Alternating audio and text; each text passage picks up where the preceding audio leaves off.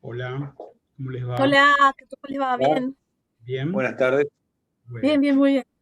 me alegro. Buenas tardes, ¿qué tal?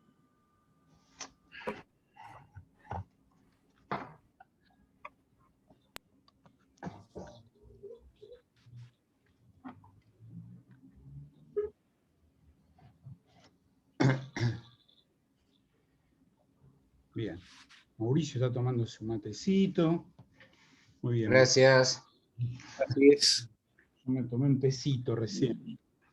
Yo me acabo de pegar un golpecito de novela. Terminé abajo de la mesa, porque estaba preparando las cosas para el aula y se me durmió el pie derecho. Cuando pisé, se me torció porque estaba dormido y terminé tirando la mesita que pongo al lado de la computadora. Ajá. Tiré todo, me torcí el pie, terminé abajo de la mesa, cualquiera. Así que me acabo de tomar un ibuprofeno, evitando que se me inflame el tobillo, porque es lo que me quedó doliendo. Claro. Así que bueno, Mira, si no hablo mucho es por eso hoy. mira, Sergio, Bueno, yo te voy a describir lo que ocurrió el domingo pasado. Yo estaba también cruzada de piernas, sí, tranquila, y veo que mi esposo se levanta y vi que no estaba de muy buen humor. Sí, generalmente se levanta medio rayeta, pero bueno. Entonces me levanto para dar un abrazo y descubro en el camino que mi pie estaba dormido y me sucedió lo mismo que a vos. Cuando lo voy a apoyar, el piecito no se apoyó así, sino así. Y Sí, mis 70 kilos fueron sobre el pie, así, crack, y terminé tirada en el piso, desparramada, y me agarró una mezcla, porque cuando me caigo me suele resultar gracioso, porque yo no puedo ser tan torpe. Entonces me reía, pero me dolía tanto, pero tanto el tobillo que lloraba a la vez. Era una cosa muy graciosa, así que te creo, porque me pasó no, pero exactamente lo mismo. encima venía bien. Estaba bajando un libro de lectura de arteterapia en niños con discapacidades, y se ve que, bueno, tenía el pie hace rato así, no me di cuenta. Cuando dije, uy, ya es la hora, voy a buscar la mesita que tengo cerca del sofá, dije, para escribir en el cuaderno, porque dijo el profe, tengan el apunte de latín, qué sé yo, y cuando levanto, hasta la perrita chiquita se asustó, porque pegué con todo el cuerpo abajo, terminé abajo de la mesa. Menos mal que no tenía la taza de café en la mano, porque si no hubiera revoleado todo. Así que terminé con mesita, mi pie, mi cuerpo abajo de la mesa, todo tirado arriba mío. Y me quedó un dolor, así, ahora siento el tobillo como caliente, y dije, me voy a tomar un ibuprofeno que tengo acá al costado. Justo tenía la tableta acá, dije, bueno, espero que no pase a mayores, ¿no? Porque... Te vas a tener que poner hielo. Yo tengo todavía el pie que el tobillo mide más o menos 4 veces el tamaño de mi tobillo, que es muy finito, y está como así enorme ahora, pero bueno, en fin, Ay, ya va a sí, pasar, ya va a pasar. encima estuve, porque el tema es que estuve todo el día hoy peleándome con el Ciu Guaraní, con el Ah, famoso, porque te digo, mandé a hacer la clave nueva, me la dieron, la volví a hacer. Me dice Melina, bueno, ahora reescribite por la irregularidad, qué sé yo. No puedo, quiero acceder, me dice que usuario inexistente, mi DNI no existe, yo no existo. Cuando pude entrar, en donde dice rematriculación, me aparece matrícula.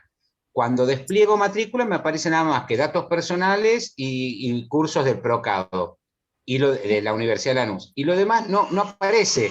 bien. Entonces, hoy Yo te... me cansé de llamar a la UNA para ver que alguien me puede orientar, Bien. porque Melina no me entiende No, lo y primero ya que tenés cambian. que hacer, lo primero que tenés que hacer, Sergio, es Sí, revisar el mail. Si estás utilizando el mismo mail, porque si vos tenías otro mail, sí. entonces estás entrando con el mail anterior y te muestra todo el procado anterior, todo lo que hiciste. Pero si vos Ah, estás ahora con otro mail, tenés que entrar con el nuevo mail, no con el viejo. había Te digo intentar porque porque me dice no. usuario inexistente, y es imposible. Igual pedí una Mira, constancia de alumno regular, ¿se acuerdan que en el grupo pregunté? yo Y te acabo voy de a recibirlo hace media hora. Dame Así un que por lo segundo, menos, y ya te digo con qué mail estás en el aula. Estás en el aula nuestra, ¿no es cierto? ¿Estás inscrito? sí, sí, sí. Ya te digo. Patricia, decile eso y listo. Yo les di este... Perdón, Sí. perdón. No, Sí, no, sí, No, en no digo latín más me lo nada. decís. Decímelo en latín. no.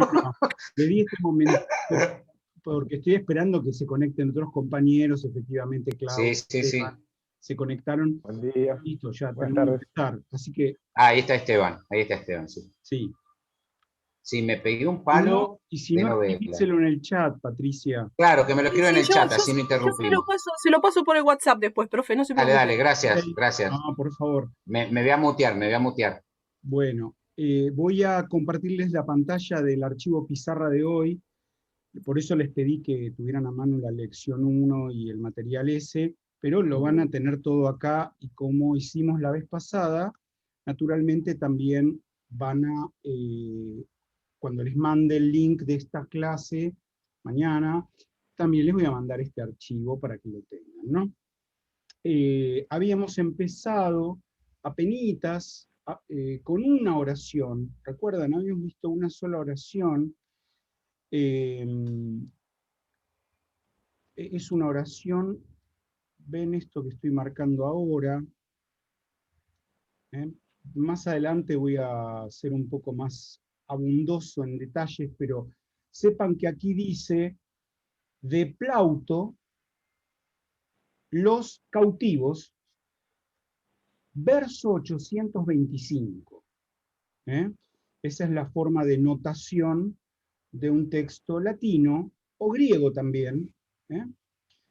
En griego hay algunas excepciones, tal vez lo hayan visto o en filosofía antigua o con la profesora Di Venosa, pero en griego, naturalmente, Platón y Aristóteles tienen numeraciones propias, ¿eh?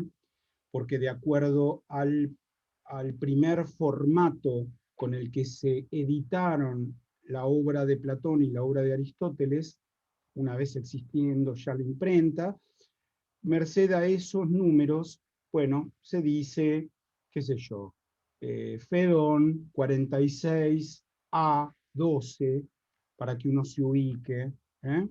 Y en las buenas ediciones, incluso en las meras traducciones, pero bien hechas, están esas referencias, porque es el modo de citar, ¿no? Cuando uno cita un autor clásico, no cita por la página. ¿Eh? Cuando yo cito a Foucault, cuando cito a Agamben, cuando cito a Heidegger o cuando cito a Kant, puedo citar por la página, pero cuando cito a Platón jamás cito por la página.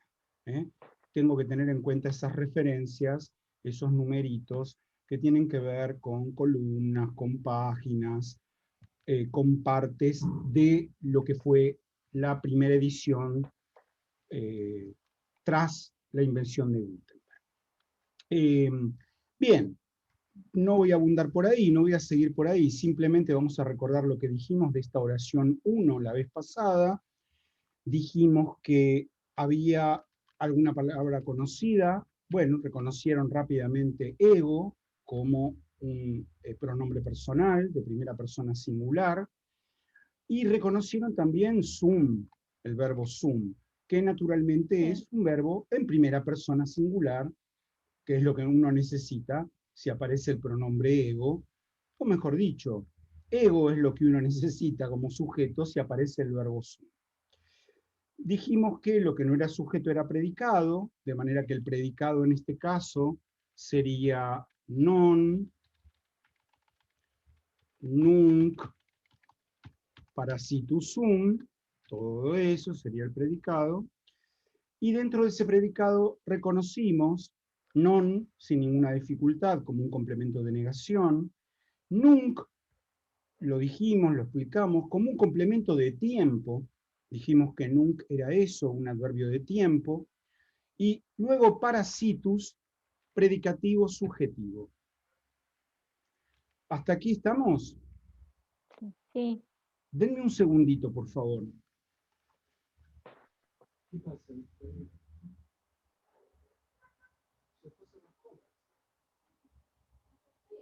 No.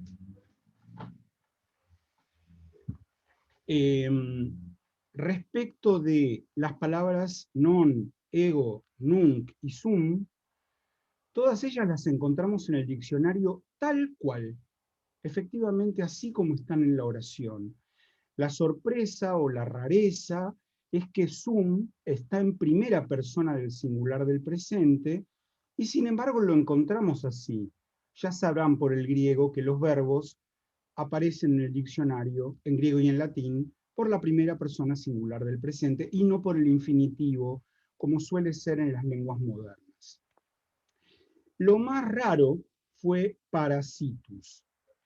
La encontramos también igual que como la tenemos en la oración, pero sin embargo la encontramos con un agregado en el que no nos vamos a meter ahora, pero sepan que a priori eso lo tendría cualquier sustantivo femenino, cualquier sustantivo masculino, y al lado de hecho tenemos una M que quiere decir sustantivo masculino. Habíamos visto que el diccionario da un par de traducciones, la más obvia es la de parásito. Yo les propuse otra, más porteña, que es la de vividor.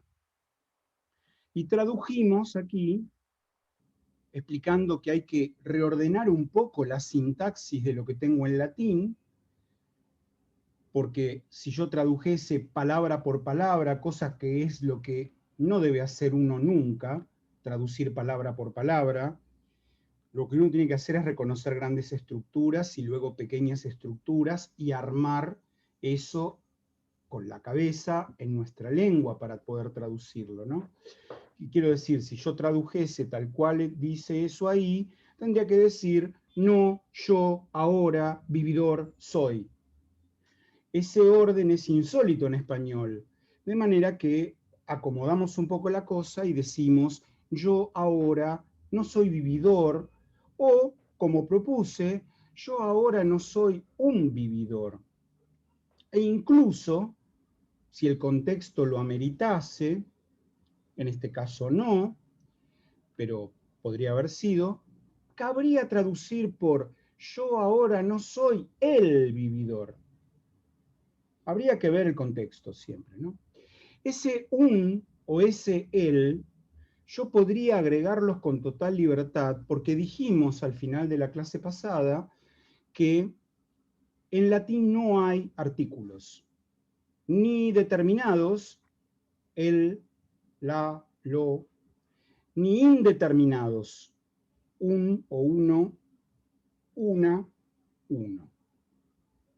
De manera que los agrego si me conviene agregarlos, si queda mejor en español, si me gusta más, y si no, no tengo ninguna obligación de hacerlo.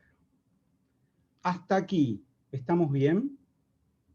Sí. Bueno, vamos a pasar a la oración 2, donde dice nam polidorus ego. Eso solo dice.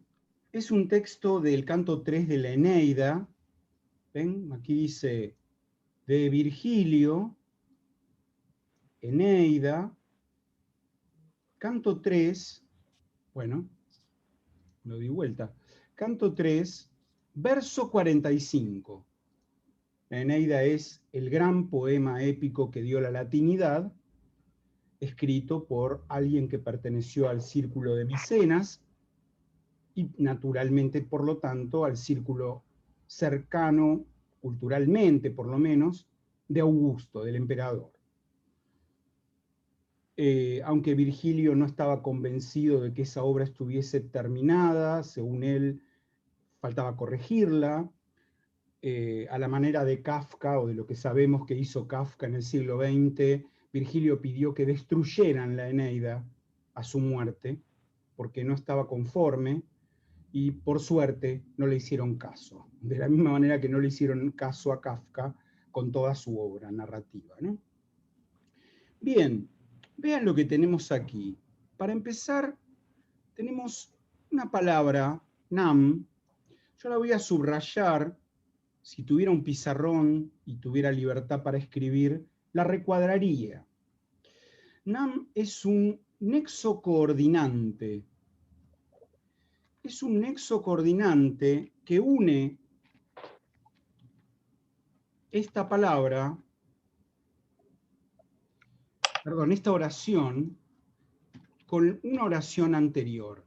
Podemos suponer eso, que hay una oración anterior, es un tipo de nexo coordinante causal, porque puede traducirse como pues. Pues. No lo tomamos en cuenta dentro del análisis oracional, por lo tanto. Nos quedarían solamente Polydorus y ego. Bueno, reconocerán lo que es ego. Ego es lo mismo que fue en la oración 1, es decir, un sujeto. Y por lo tanto, Polydorus es un predicado. Habría que ver qué es Polydorus dentro del predicado. Un predicativo subjetivo. Eso mismo fue, ¿recuerdan? Parasitus en la oración 1. Un predicativo subjetivo, lo reitero, es algo que se dice del sujeto a través del verbo.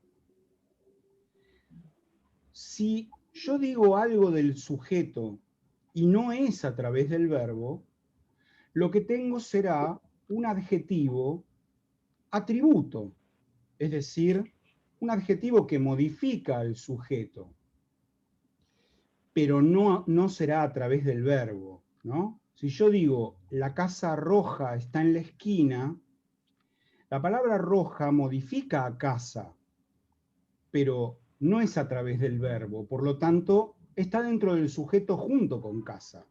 La casa roja, sujeto. En cambio, si yo digo, la casa es roja, roja es un predicativo subjetivo, porque es a través del verbo es. Alguno estará preguntándose, o sea que siempre que tenga el verbo es, ¿va a pasar eso? ¿Que va a haber un predicativo subjetivo? Bueno, no siempre, en latín. En español tampoco, pero en latín menos, ¿no?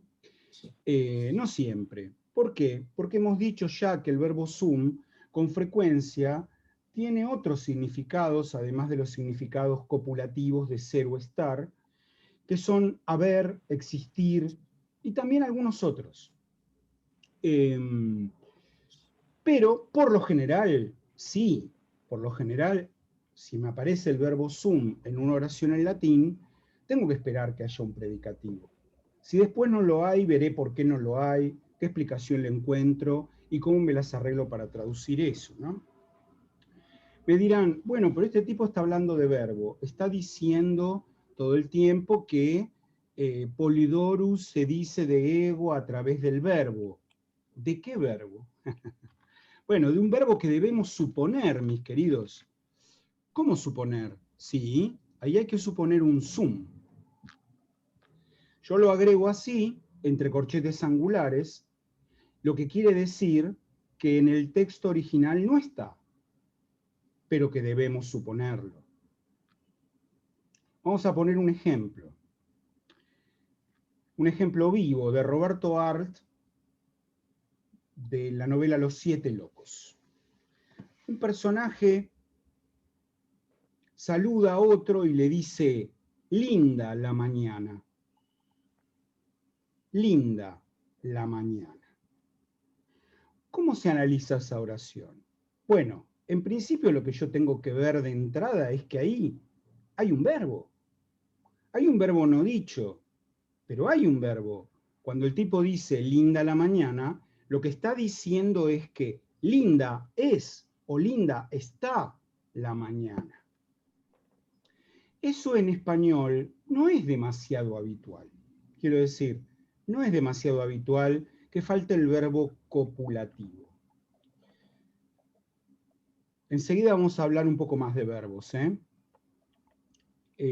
pero entienden que cuando digo verbo copulativo, a lo mejor lo tienen que buscar en el archivo del disco rígido de la primaria o de la secundaria. Cuando decimos verbo copulativo, decimos en principio ser, estar, parecer, en español. No mucho más que eso. Los verbos copulativos son los que necesariamente llevan predicativo. un predicativo. Porque si no, la oración me queda incompleta. Linda es la mañana, pero ¿es la mañana? ¿Qué quiere decir? Falta algo ahí. La mañana es linda, lluviosa, alegre, lo que ustedes quieran, pero falta un predicativo.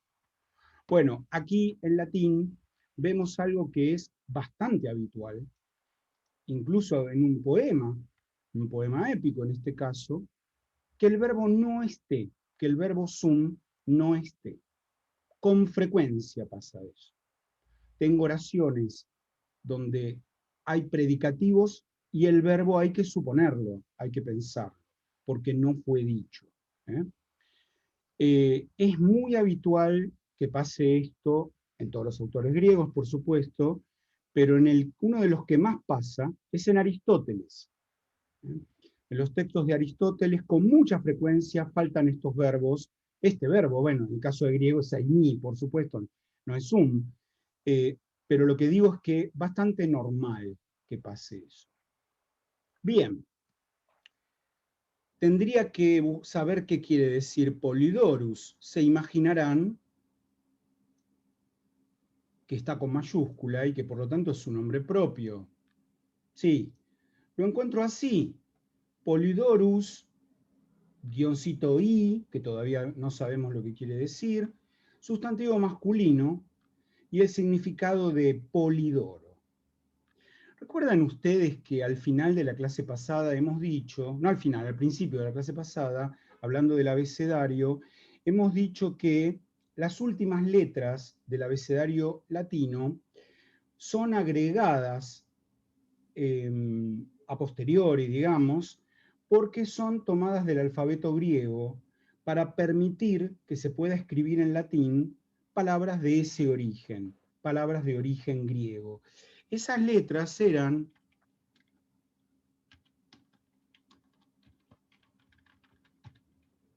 estas tres,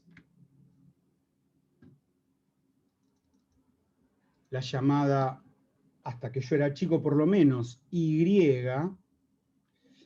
por supuesto que sabemos que se llama Y, pero que en rigor es lo que los latinos entendían que era una Y griega, una U, un sonido U.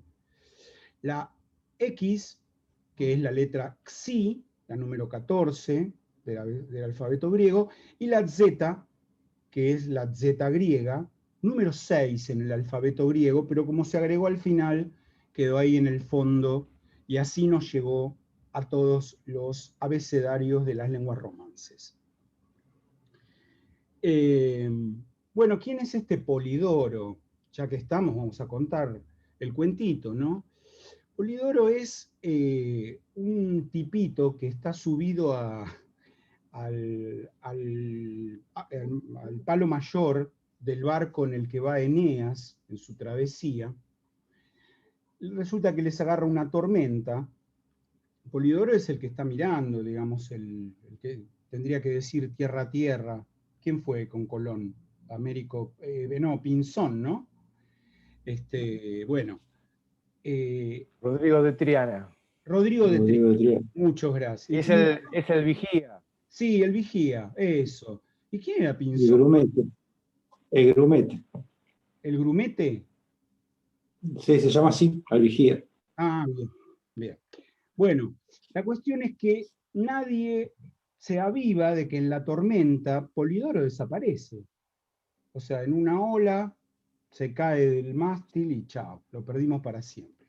Y cuando en el canto sexto los expedicionarios al mando de Eneas deciden bajar al Hades, entrar al Hades, al primero que se encuentran es a Polidoro. Y se sorprenden de verlo ahí. El tipo está muerto, naturalmente, es un alma que está ahí, es el primero que los recibe, está ahí en la puerta porque acaba de llegar el tipo, se murió el día anterior, y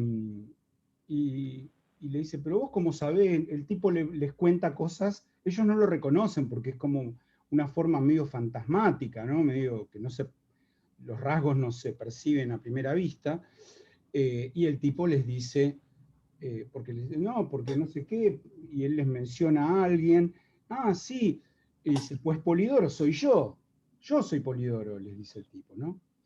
Ahí dice, pues Polidoro, yo, dice en latín, ¿no? Pero es obvio, no podemos no agregar el verbo en la traducción. La traducción que quedaría así, pues Polidoro soy yo. Y ese soy lo agregamos entre corchetes angulares para indicar que no estaba en el texto original en latín.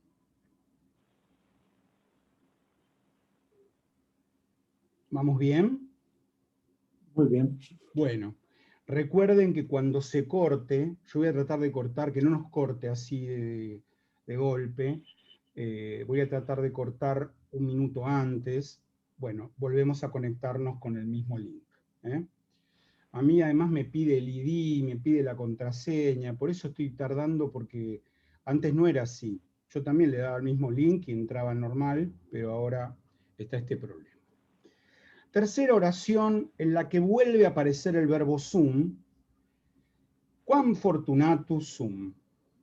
Quam fortunatus sum. Por supuesto hay que empezar por acá, por el verbo sum.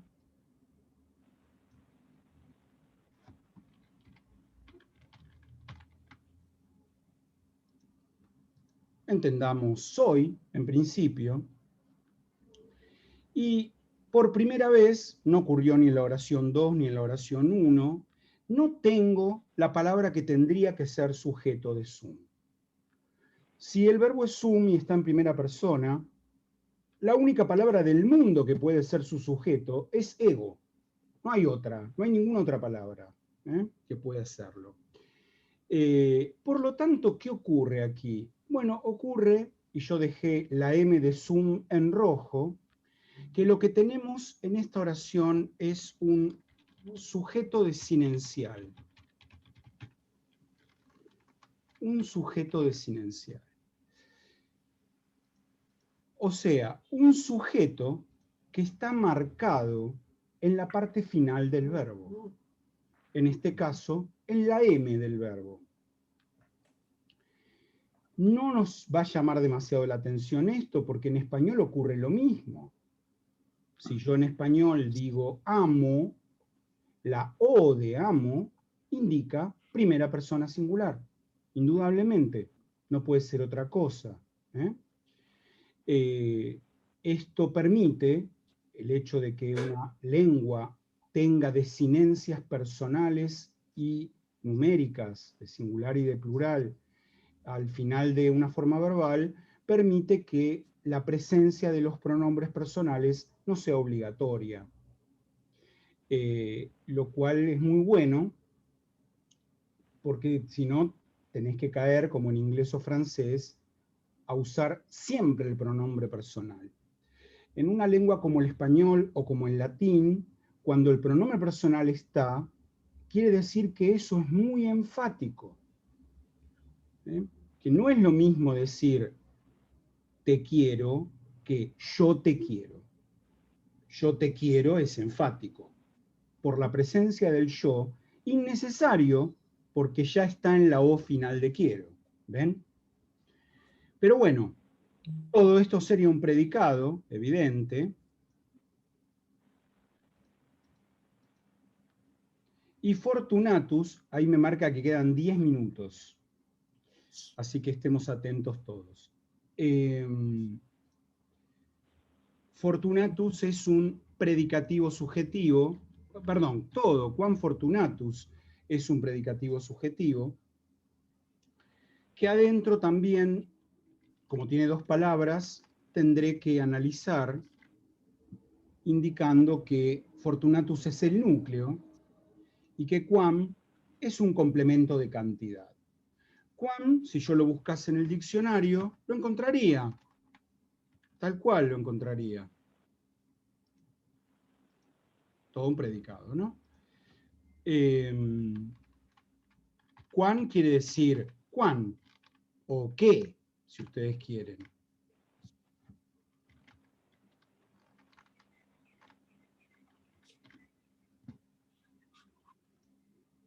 me armé este truquito, discúlpenme. Acá escribí que la M, que yo en un pizarrón habría subrayado con rojo, es, y yo lo pondría debajo de la M, escribiría chiquitito, chiquitito, sujeto desinencial. SD de sujeto desinencial. En cuanto a la palabra quam, dijimos entonces, lo encuentro así. Quam es un adverbio, por lo tanto, tiene una única forma, no cambia de forma. Y significa quan, que, es exclamativo o interrogativo. Y al lado tengo, en este caso, la palabra como si la hubiera buscado está abajo, tengo fortunatus, guioncito a, guioncito Bueno, ¿qué es eso? Fíjense, un adjetivo. ¿Cómo me doy cuenta? De dos maneras. Primero por el significado. El significado es afortunado. Evidente que es un adjetivo. Pero además me doy cuenta porque detrás de la forma terminada en us, que ahora vemos que sería masculina, hay una forma terminada en a, que es femenina, y una forma terminada en que es neutra. Es como si yo buscase en el diccionario en español el adjetivo alto y encontraría alto, ta. Alto, separado, ta. Alto, alta. Los adjetivos en español no tienen forma neutra, así que solamente tienen masculino y femenino. Hace muchos años una profesora me dijo, antes de que existiera el tema del lenguaje inclusivo y las preocupaciones con el lenguaje por parte del feminismo, me dijo, en realidad no está bien que diga alto, alta, porque la A viene antes que la O. El diccionario debería decir alta, alto, por orden alfabético. La verdad que tiene razón, ¿no? La verdad que tiene razón. ¿De dónde tomamos eso nosotros y todas las demás lenguas? Porque también pasa lo mismo en italiano, en francés.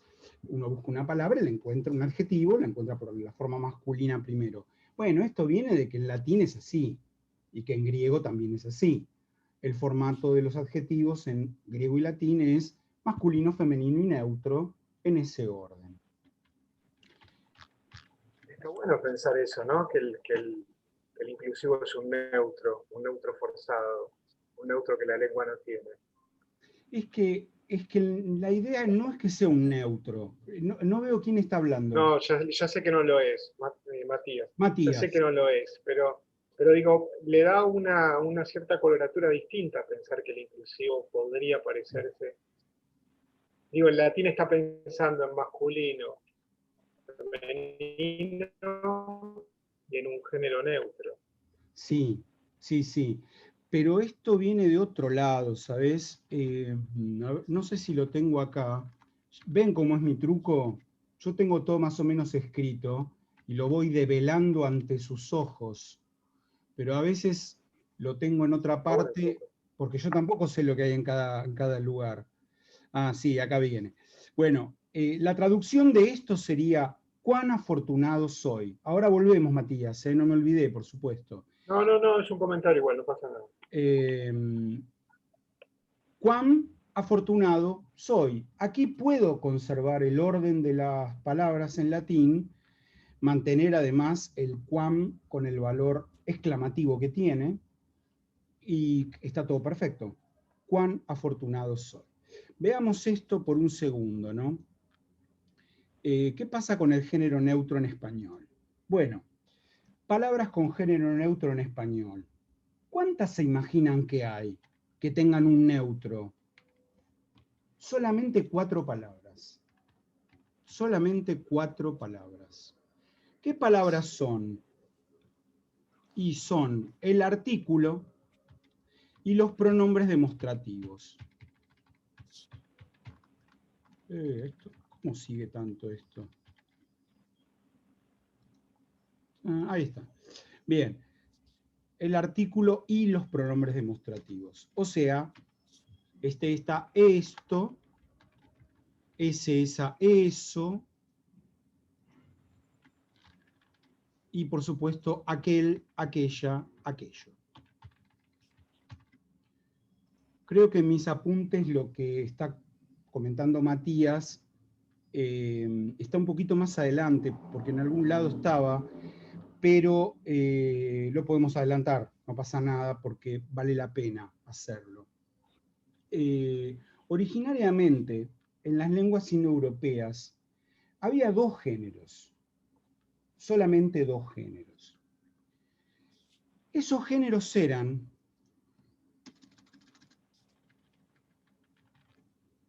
el animado. Bueno, ¿qué pasó acá? ¿Qué tenemos acá? El animado y el inanimado.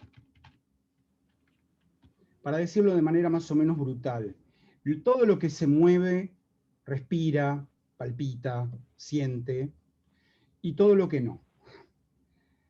Se supone,